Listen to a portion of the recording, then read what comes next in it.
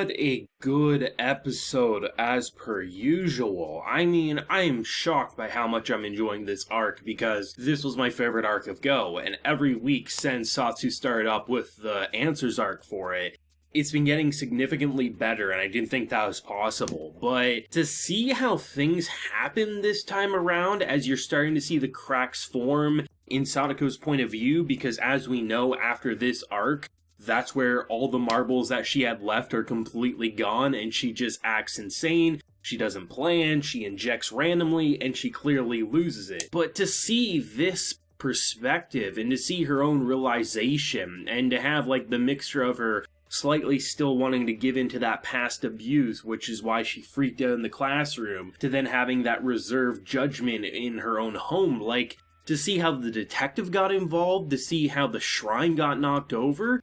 This is so well done, and I mean really, looking back at how I felt when watching Go and seeing the shrine toppled over, the outbursts from Tepe, to see the reactions from Satoko, it's just, to see it all crystal clear now, it's really a different experience. And I really enjoyed seeing, honestly, kicking off this episode in a way that I was like, oh, I wonder if this is going to be the point where, because clearly, you know, the classroom outburst, right? That was like a mixture of real / her using that realness to then corrupt her own mind, saying, oh, you know, they now think I'm really abused, I can use this to my advantage. So when they kicked it off with like past abuse where she got physically beat and he was trying to get the checkbook from the brother's room, right? I was like, oh, I wonder if they're going to go the route of trying to make us sympathize with Satoko right here. And then immediately, no, she's like, yeah, you know, what used to be horrible, actually, I realized that was the best time of my life because she was all to myself. I mean, they really got me there for the first couple of minutes. I was like, oh, this is definitely going to be an episode that will wrap everyone back up to cheer for Satoko, because basically, throughout Go, even like, I say the first little chunk of Sotsu, like there were still quite a few Satoko supporters, and over the weeks I get more and more comments saying, I used to honestly root for her, but it's getting impossible to do so. So I thought this episode would be the opposite. It would bring people back to that Satoko supporting camp. And I think they did a brilliant bait and switch with that abuse, because that was real stuff that happened in the past, to then immediately showing her just so unfazed in the way that that's how emotionally broke she is, right? And I really love the classroom outburst, because I know there was some speculation last week, was it real, was it fake? And I agreed with the thought that it probably was real, because, you know, she is still a kid, and even though she has lost her marbles, there probably is a small trace of who she once was trapped deep down inside, and that the witch that is her at her current point isn't all that's still left. There probably is a small sliver of the original Satoko left. So to see her freak out and ask for her brother, I mean, that was truly genuine. But the fact that as soon as she came to, at least came to in her psychotic nature, and she used that as a weapon, it's just heartbreaking, because really this boils down to every single character in this village wanting what's best for Satoko, but this Satoko wants what's best for her. And that means killing and torturing and injecting L5 into whoever she sees fit. And it was interesting because when she brought it up where the uncle and the detective were pretty much like passed out, it's like, oh, she's giving it to the uncle. It's like, well, that kind of makes sense, I guess, right? Because, you know, he beats Keiichi over the head with a baseball bat. So I thought that's what they were doing. Nope. And then when she directed it to the detective, and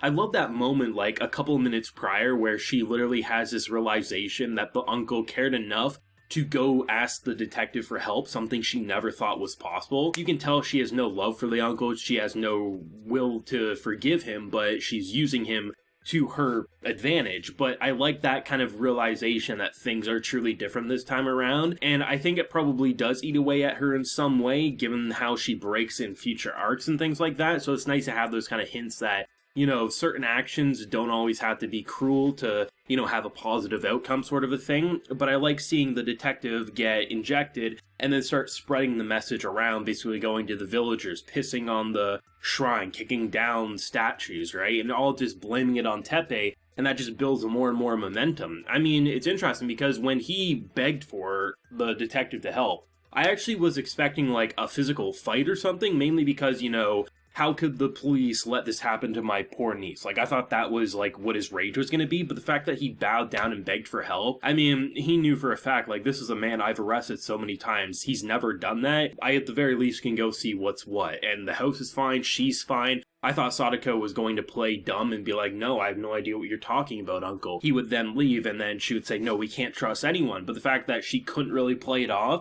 and she just went with it, and instead of just like letting him go free and solving the issue, she injected him instead. It's pretty damn interesting, I have to say. Like, this episode and arc, I just think is one of my personal favorite anime experiences. Like, this specific arc, combined with the perspective of Go, mixed with the Answer's perspective of Sotsu, there's something about the abuse arc and how it really is two different stories, and depending on the way you look at it, I mean, seriously, like, I seriously remember the community, like, we were cheering for Satoko. We were like, you know, it felt hopeless, but with each step, each person joining the crowd to fight for her, you kind of felt like there was a chance. And to see it from this perspective, and to see how she got everything to happen here, like, that shit's emotional, I have to admit, and it's going to be interesting, I think, the most to see how the speed run is going to happen, because, as we know, after this arc, she loses it, right? You know, we get that, like, montage where I think it's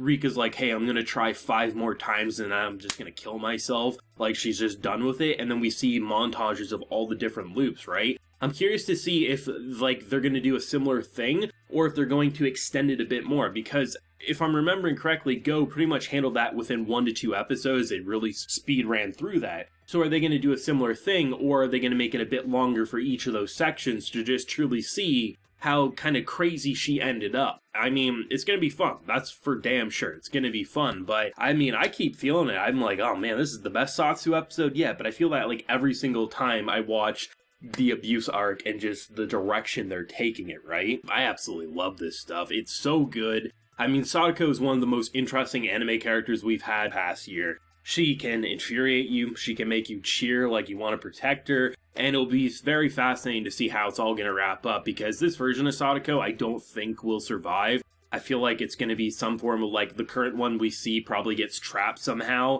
and there will be an untainted Satoko that we help, but then again, you never really know, right? If you compare the original Higurashi friendship ending, like, are we going to build up to something similar? Does the author want to be twisted with it? It's hard to say, right? Because still the idea is that when Sotsu ends, it's going to be a tease into Umineko or one of his other works, right? For an anime adaptation. So it'll be fun to see. But I mean, the show was great. It was emotional. And it just kind of had my mind explode, where I was like, that makes so much more sense, and how did I not see it coming sooner? I've had some people say that, like, they are not interested in seeing the same arc twice. For me, it's not an issue, because, like I said, pretty much every single week it feels like a different arc because of the perspective. There's, like, maybe 3 minutes out of each episode that feels like a direct copy and paste, like Keiichi and the gang in the classroom. That's exactly what we've seen, but that's more of just a refresher to remind us, because most people aren't watching this all in one binge. We're watching it weekly, and it's pretty spaced out. So reminding us what happened to them, so then when we see it from Satoko and company's perspective, we really remember, like, how both sides were just really played like a fiddle. So I like that formula, but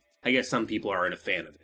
Let me know your thoughts and feelings, though, down below. What do you think's going to happen? I have no idea how much longer this arc's going to last. Probably a couple more episodes, I'd imagine. But let me know whatever you're feeling down below. Leave a like if you enjoyed, subscribe if you're new around here. So until next time, everyone, please take care and have a good one.